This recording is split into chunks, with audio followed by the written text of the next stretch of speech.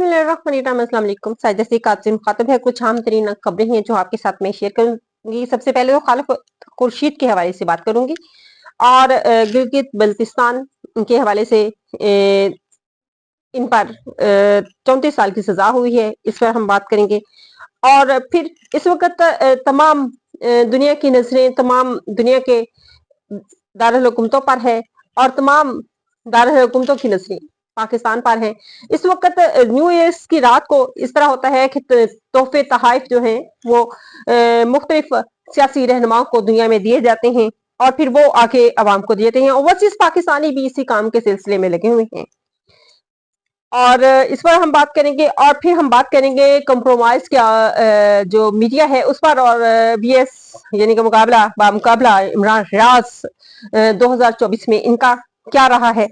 और फिर दहशतगर्दी के हवाले से पाकिस्तान के दफाई अदारे किस कदर कामयाब रहे दहशतगर्दी को रोकने में 2024 में और किस तरह से ये हवाले। फिर हम पाकिस्तान के माशी हालात के हवाले से बात करेंगे कि पाकिस्तान के लोग, पाकिस्तान के नौजवान, पाकिस्तान का असासा इस पाकिस्तान को छोड़कर बाहर के मुल्कों में चले गए, चाहे वो डंकी के जरिए गए हों और चाहे वो किस एजुकेशन के हवाले से इस मुल्क से निकलना चाहा उन्होंने और वो किस तरह से निकल के गए हैं। ओवरसीज पाकिस्तानी का किरदार 2024 में क्या रहा और किस तरह से उन्होंने वो काम किया, हम उस पर भी बात करेंगे। तो इस वक्त अगर हम बात करें पाकिस्तानी ये जो 2024 है ये खास तौर पर पाकिस्तानी अवाम के लिए जो है उसने हुकूमत की पहली दफा ऐसे हुआ है कि हुकूमत का नाक में दम, स्टेब्लिशमेंट का नाक में दम। वरना ये होता था कि अवाम चुप करके मार खाते थे, सो जाते थे, लेकिन पहली दफा ऐसा हुआ है कि अवाम ने मार भी खाई है लेकिन वो सोए नहीं, जाने भी कुर्बान की हैं लेकिन वो सोए नहीं, अवाम हारे नहीं और हार मानने में नहीं। पहली दफा ऐसे हुए कि गुर्बत इंतहा दर्जे की लेकिन इसके बावजूद अवाम की आवाज बुलंद है। अवाम अपने जाती माशी मसाइल से इंतहा दर्जे की तंग है लेकिन इसके बावजूद उनके जज्बे बुलंद है और उनके जज्बे यही जज्बे आप 26 नवंबर को देख सकते हैं। और 26 नवंबर में उन्होंने अपने हालात से तंग आकर ये कोशिश की इमरान खान के हवाले से कि इमरान खान को किसी न किस तरह से वो जेल से निकले, तो वही हमारे लिए एक वो रास्ता है जो हमें इस मुश्किल हालात में, माशी हालात से, सियासी हालात से हम निकल सकते हैं, हमें हमारी आजादी हासिल हो सकती है। उनकी उम्मीदें इमरान खान से 2024 में इमरान खान से बनती रही और फिर उन्होंने साबित करके दिखाया कि वो किस तरह से अपने लीडर के साथ खड़े हैं। और अब पाकिस्तानी हुक्मरानों का यह हाल है कि ना तो इनके पास रत्ती बराबर भी इज्जत नहीं है। ये बाहर निकलकर ना तो किसी रेस्टोरेंट में, किसी जगह पर भी मुंह दिखाने के काबिल नहीं है, खाना नहीं खा सकते, ये बाहर शॉपिंग सुकून से नहीं कर सकते।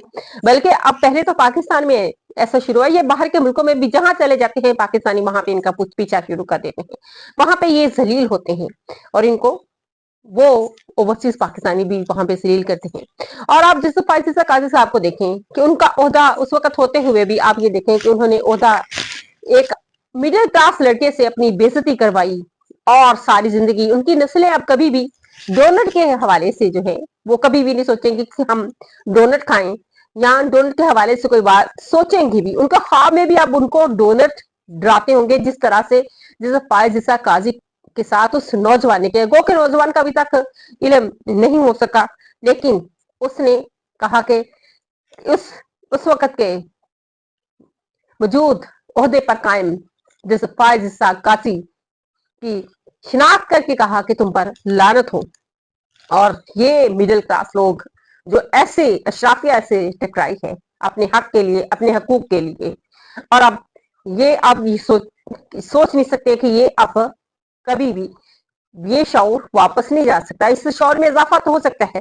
वो मुतालिया पाकिस्तान जो हमने पढ़ी थी, जो हमें पढ़ाई गई थी, उस मुतालिया पाकिस्तान की हकीकत खुल गई और असल मुतालिया पाकिस्तान पाकिस्तानी अवाम ने पढ़ ली है।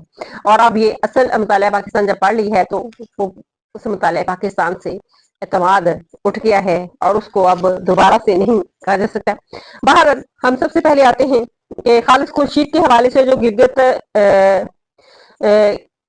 بلتستان کے سیاسی رہنما ہیں تحریک انصاف کی طرف سے ان کو سزا سنائی گئی ہے کہ انہوں نے ہزاروں کو دھمکیاں دی ہیں، اور خاص طور پر اس چیف الیکشن کمشنر کو جس نے پاکستان کی ساکھ ہی تبدیل کر کے رکھ دی ہے. ایک چیف الیکشن کمشنر اور ایک چیف جسٹس پاکستان، سابقہ چیف جسٹس پاکستان، جنہوں نے پاکستان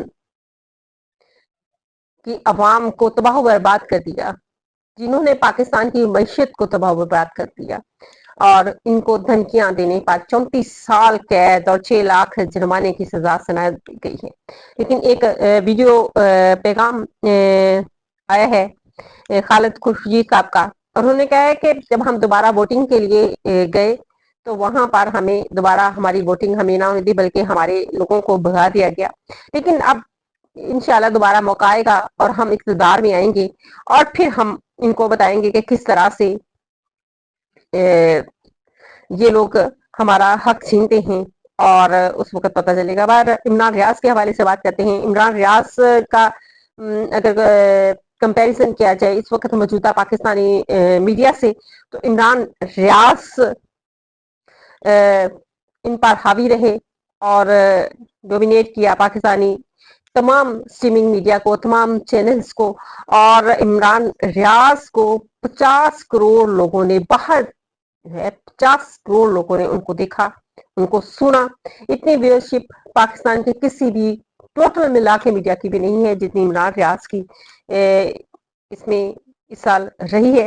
اور آتے ہیں دہشت گردی کے حوالے سے. دہشت گردی کے حوالے سے پاکستانی افواج کس قدر کامیاب رہیں.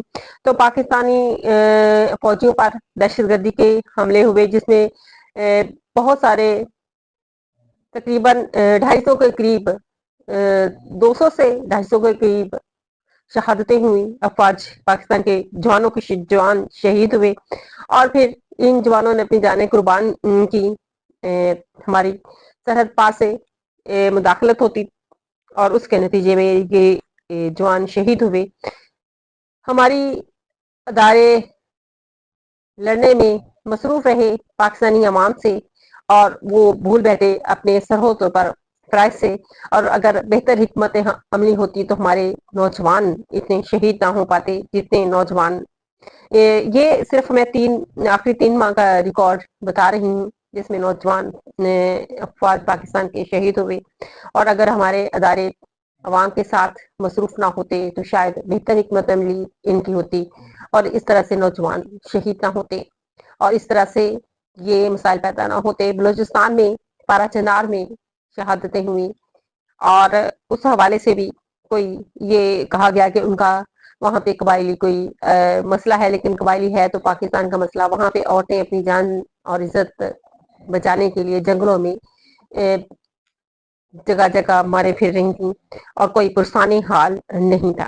اب آتے ہیں اوورسیز پاکستانیوں کا کردار کس طرح سے رہا. اوورسیز پاکستانی جو کہ پاکستان میں تو شاید دنوں تک فارغ رہنا رہا جا سکتا ہے، لیکن باہر کے ملک کی دنیا اس قدر مصروف ہے کہ وہاں پہ آپ نے ایک دن اگر آپ نے اپنا ضائع کر دیا تو سمجھیں کہ آپ نے پچھلے کی تمام محنت پر پانی پھیر دیا.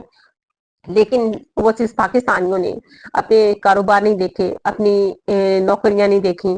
انہوں نے اپنی وہ جو مزدوری کے لیے گئے تھے وہ ان لوگوں نے وہ اپنے دہاڑی نہیں دیکھی. ان لوگوں نے پاکستان کے حق کے لیے، پاکستانیوں کے لیے آواز اٹھائی، اور یہ کوشش کی کہ پاکستان میں جمہوریت بحال ہو سکے. اور پھر خاص طور پر تحریک انصاف کے اوورسیز جو پاکستانی کارکنان ہیں انہوں نے اس سلسلے میں کافی زیادہ کاوشیں کی، اور کسی نہ کسی طرح سے اپنے بانی کو اور ان تمام قیدیوں کو رہائی دلوائی جا سکے جو 9 مئی میں، اور پھر اس کے بعد 26 نومبر کو جن لوگوں کو پکڑا گیا. 26 نومبر میں بھی پاکستان کی تاریخ میں ایک دن لکھا جائے گا.